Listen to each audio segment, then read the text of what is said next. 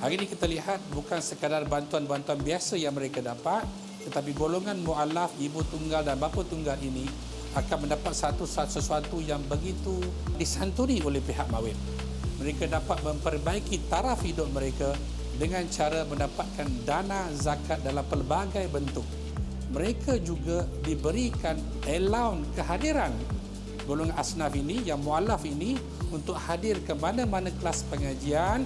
InsyaAllah mereka juga akan dibekalkan dengan allowance kehadiran mereka pada setiap kali mereka hadir untuk pengajian kelas untuk mendalami ilmu yang ada di institusi-institusi pengajian di wilayah Persekutuan, khususnya di bawah tajaan JAWI, yakni Jabatan Agama Islam Wilayah Persekutuan.